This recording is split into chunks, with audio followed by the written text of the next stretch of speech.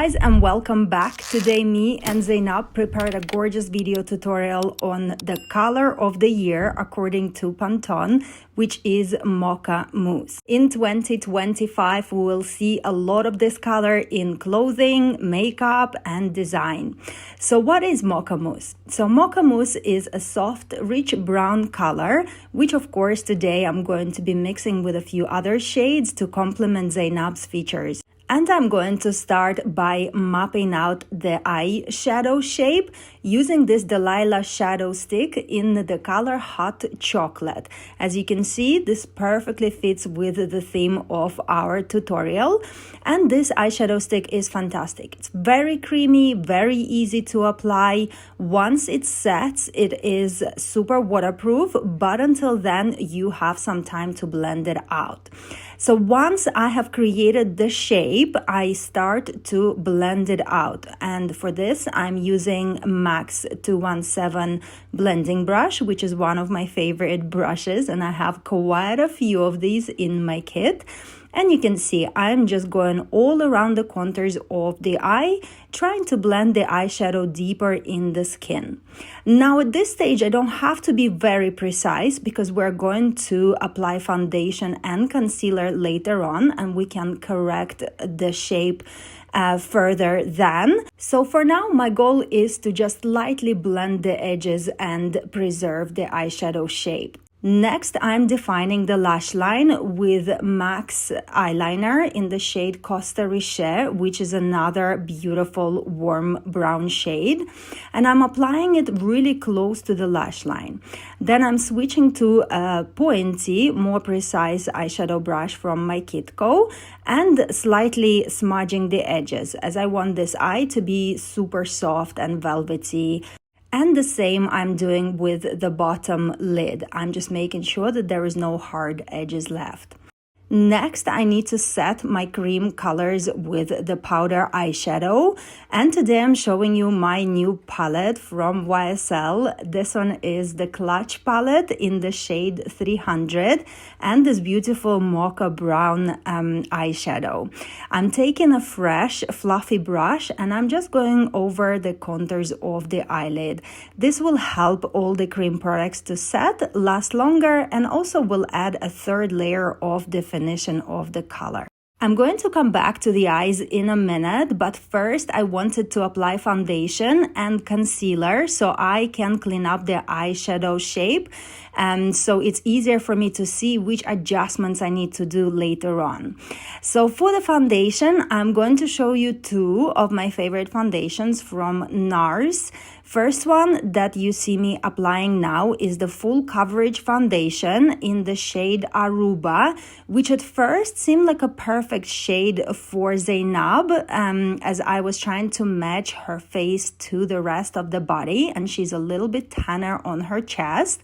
But after some time, the foundation seemed like it almost oxidized, which is not very usual for this NARS foundation. After I applied another layer of it, I realized that I need to adjust the color a little bit. So next I'm going to be mixing in a lighter shade of NARS Sheer Glow foundation.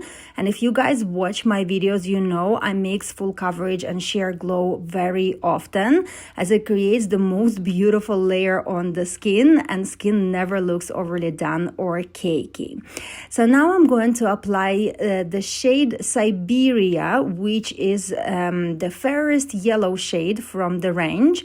But don't worry, it may seem dramatic at first, but I promise you, trust the process. My goal here is to merge both foundations really well. So this is why I'm taking the same beauty blender with a little bit of the residue of the original shade Aruba that I used.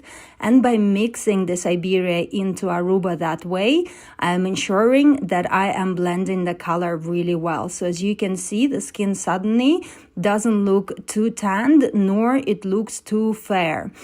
And by applying slightly lighter shade underneath the eye area, I am sculpting the face. So it's almost like I'm highlighting with the foundation. And I know this is a professional way of application, and if you're working on yourself and you only have one shade of the foundation, don't worry about that part.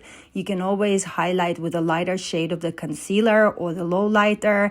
There's no really right or wrong when it comes to makeup. Now that I got closer to the eye, I have to be really careful by applying the foundation around the eyeshadow that I created, because it's really easy to disturb the eyeshadow shape that I created. So here I'm taking another clean fluffy brush and gently smudging the foundation around the eyeshadow shape. And since I'm on the skin, I decided to finish the décolleté area now, which you know is really unusual for me, as I leave this part usually for the end of the video. But as we spoke, Zainab expressed a slight concern for her chest area, and she said that there is quite often a few pimples that appear and that she prefers to cover up. So I thought it was a great opportunity to show you how I would address this concern. And I'm going to use this color correcting palette from MAC and this shade NC40. And I'm going to pinpoint conceal. I sound like Lisa Eldridge. By the way, this is also the part that I wish I got my hands on Lisa Eldridge's pinpoint concealer pencils, but I didn't. So here I am, old school pinpointing. But it doesn't matter, as this technique has been around us for so long. So what I'm doing here is I am concentrating this color only on the area of concern. I'm applying a thicker layer first, and I'm letting it sit for a few minutes to kind of set on a skin. And then I'm moving on, blending the edges only into the skin with a beauty blender, because this will mimic the skin texture and it will be untraceable. Moving on to the concealer, as I use NARS foundation, usually I like to pair it up with Radiant Creamy Concealer from NARS as well. And with another clean brush, this one is from MAC, and this is actually eyeshadow brush, but I really enjoy using it as a concealer. So I'm going over underneath the eye area, applying the concealer, and with a clean soft blending brush, I am merging it together with the eyeshadow underneath the eye. Now here you have to be careful, well, I have to be careful not to remove or disturb the eyeshadow shape that I have created, as I really want to keep it in an almond shape kind of a way. So once concealer is done, I then go over with the creamy contour stick. This one is from KIKO in the shade 201, and I'm going over the contours of the face. Now guys, as usual, all of the products I use in this video are going to be linked in a description box below.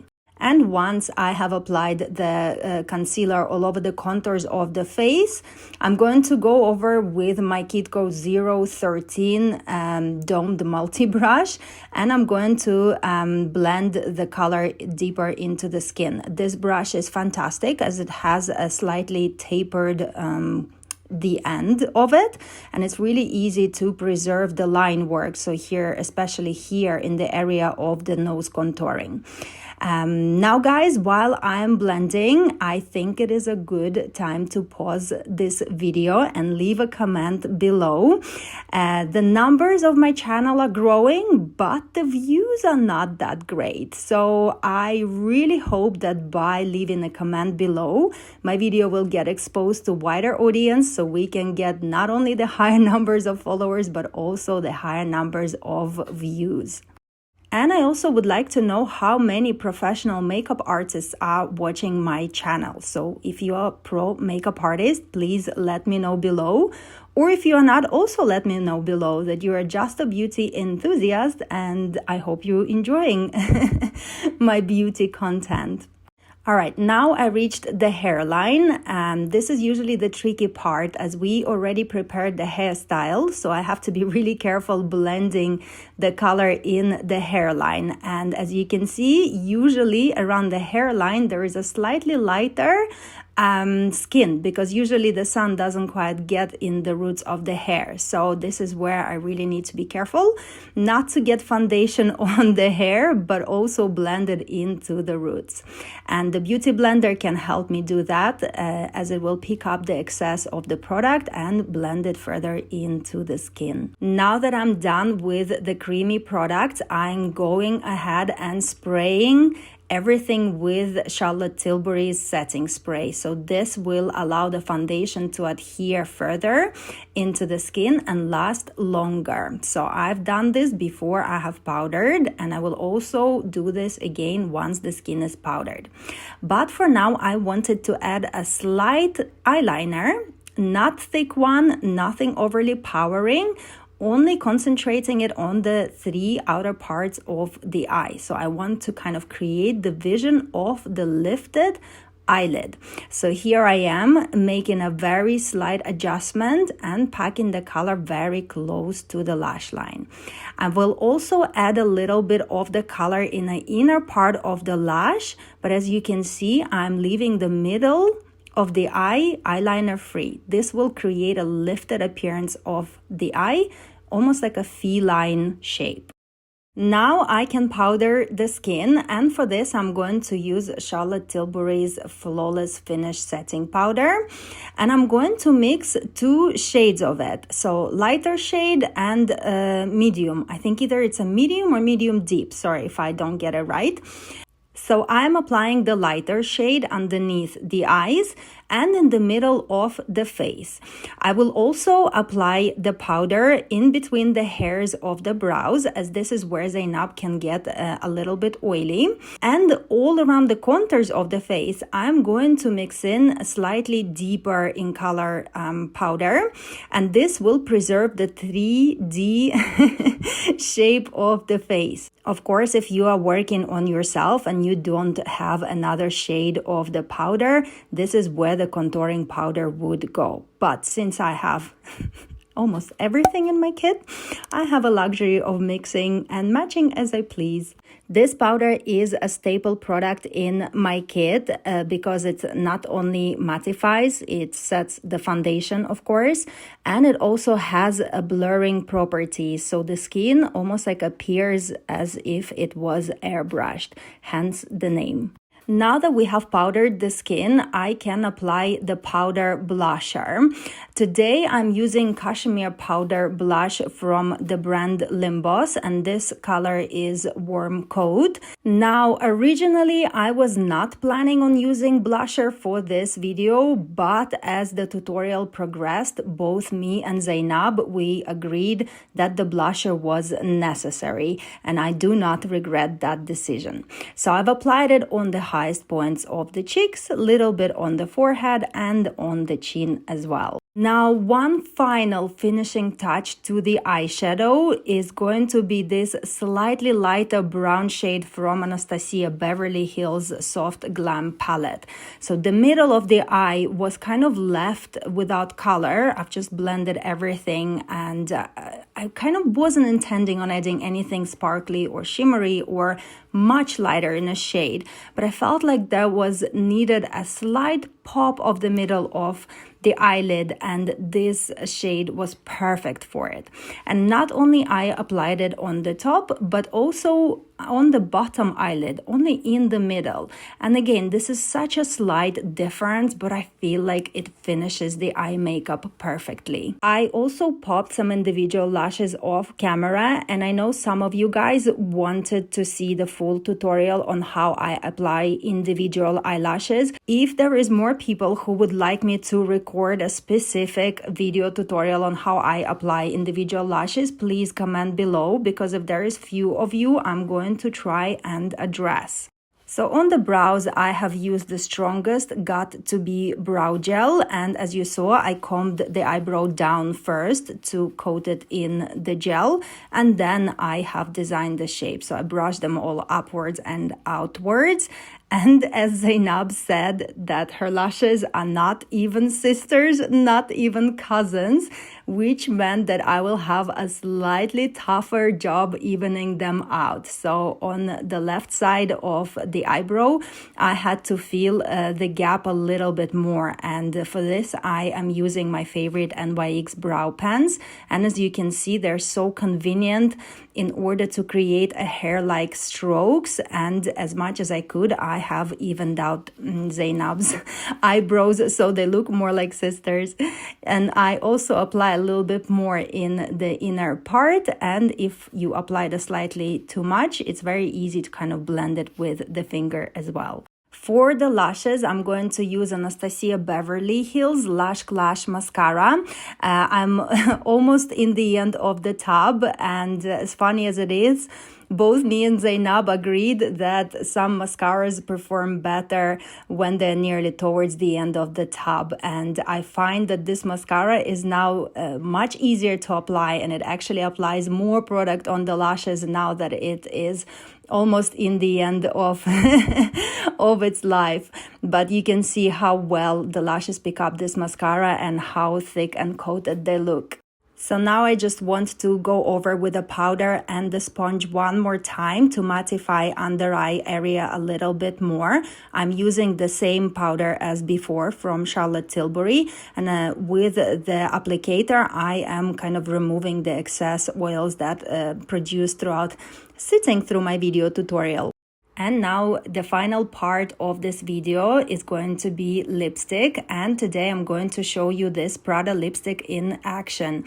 This was in my Christmas gift idea video. I showed you how this color looks on me, but today I'm going to show you how it would look on Zainab. So first, I'm generously coating all the lip in the color. Like this, I will see the lip shape a little bit better, and then I'm going to switch to the detailing brush, and I'm going to use the very flat and very sharp synthetic angled brush, and now I can go over the lip line and perfect the lip shape, as there is no really room for error, as the lipstick is quite pigmented. So I don't breathe, Zainab doesn't breathe, and off we go, carving the perfect lip line. Luckily, both of us were so still during this application, so I did not have to correct anything. But if you mess up such perfect line, then you can take a pointy cotton bud with a makeup remover and remove any mistakes. Luckily, we didn't have to do it, so I am using the pointy cotton bud and micellar water only to remove a foundation of the birthmark, of the beauty mark. And then I can move on to the final part of this video and add a little bit of the highlighter to the collarbones.